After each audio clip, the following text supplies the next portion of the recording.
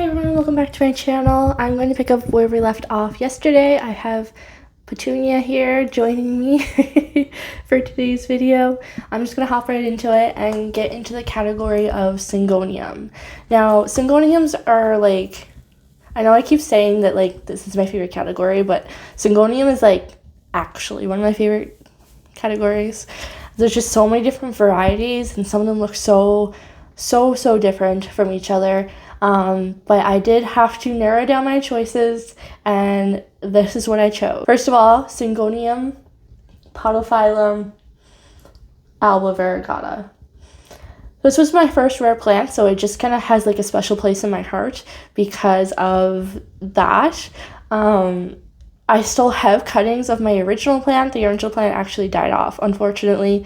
To this day, I do not know what happened to it, but I do have cuttings off of it that have survived. The variegation on albos are just like so beautiful and so diverse that I feel like I could never have enough of them because they look so different. I have 3, I believe, growing right now, and I constantly take cuttings off of them. But yeah, I'm super in love with albo Syngoniums. Next up is going to be Syngonium wendelandii. I don't know if I'm pronouncing that right, but I will insert a video of them here. These I actually found at a big box store and they weren't selling. Nobody wanted them. And to be fair, they didn't look the best. They were not super healthy looking. And I honestly didn't like them that much either, but I felt bad for them. And so I bought them, and actually there was a manager on duty that day who happened to see me looking at them. Well, no, my boyfriend specifically searched out for the manager, I think, because they weren't super healthy. And he actually asked if we could get them at a discounted price because of how like raggedy and stretched out, and they were basically dying. And he was like, yeah, we honestly just want to get rid of them at this point. So he was willing to part with them at a reduced rate, which is awesome. Getting cheap or free plants is the best way to get plants. So we did get them at a really good price. And honestly, after caring for them for a while and seeing them grown in full now and developing like this really beautiful, thick, lush bush almost, I've actually come to really love this Syngonium, and I am now keeping them in my collection. I have no intention of trading them anymore. I will trade cuttings or smaller plants that I've made. I will not be trading my big one because I'm just super in love with it at this point. And last but not least, I think I'm gonna have to mention the green spot Syngonium that I have currently. I really like the delicate green splotches. And I like the minty green leaves on it. It's just so beautiful. Green's my favorite color, so anything that has like different variations of green is like my thing. I will also say that I really like Syngonium Green Army. That's another one I really enjoy. And it was a hard toss-up, but I did end up going with the green spot this time. But in number 1 place, I'm gonna have to say it's going to be the Syngonium albo. And I know that sounds so basic and boring because that's what everyone picks and that's what everyone likes in Syngoniums, but it's become like a really common plant, and I get that. Some people don't want their favorites to be really common plants, but it genuinely is still, to this day, one of my favorite plants, even though you can get them for like $20 now. That just makes it better in my opinion. They're affordable, they're accessible, you know, and I am just so happy with them all the time. I am never disappointed when they put out a new leaf. Next category is Sansevieria. Now, I am not a huge Sansevieria collector. I do have a few that I really love. One of those is my variegated whalefin. It's not a whole lot to say. I do really love just the normal whalefins as well, but for the purpose of this video, I picked out the variegated whalefin. I happen to have a huge one that's like the size of my forearm, and I am just so in love with this plant. Next up is this Bentel Sensation.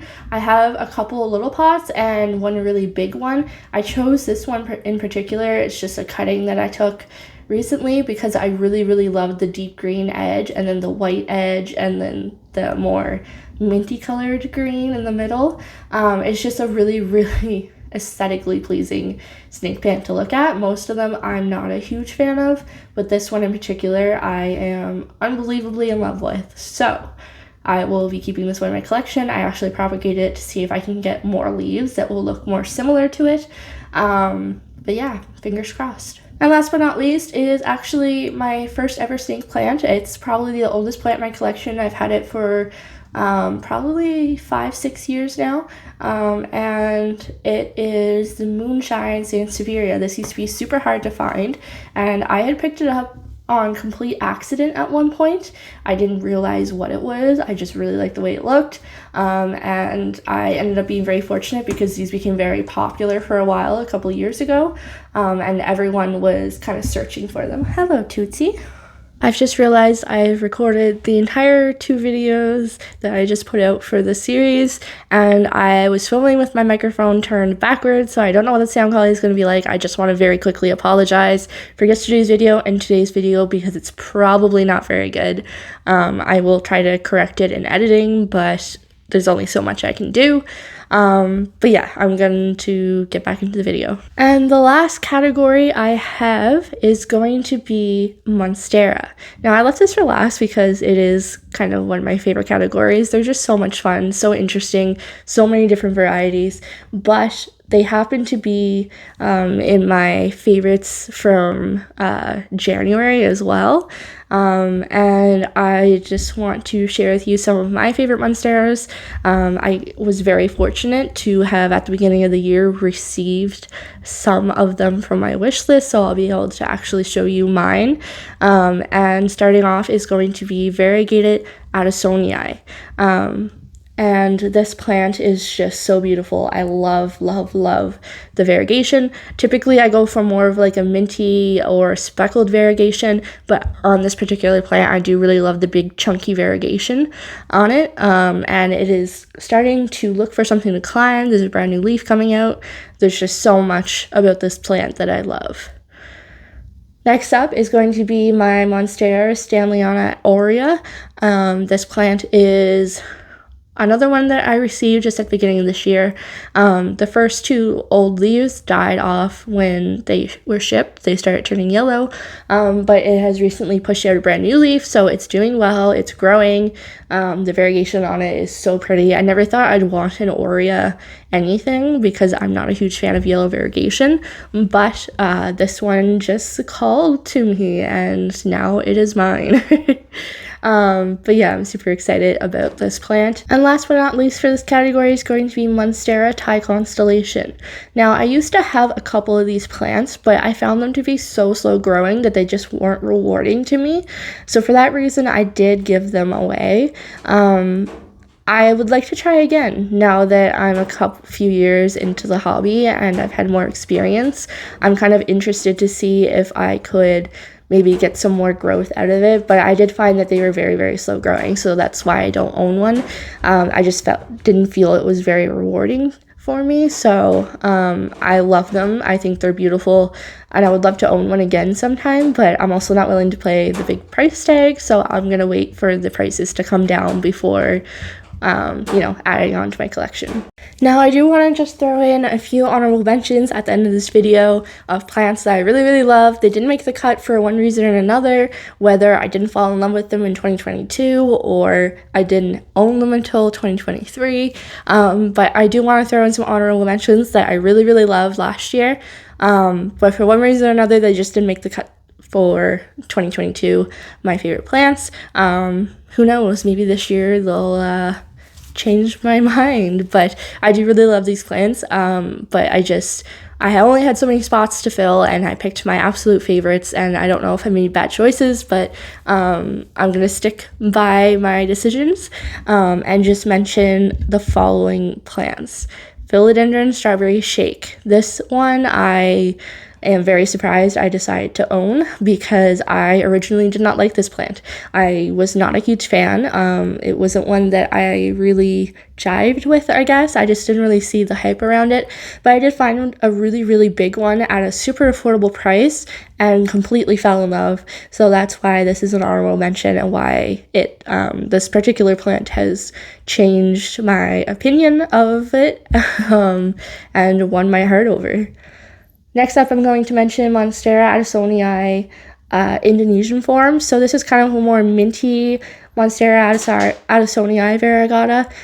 The reason I didn't include it is because it is still technically a Monstera addisonii, and I did pick out another one as my favorite, but I did want to specifically also mention this form.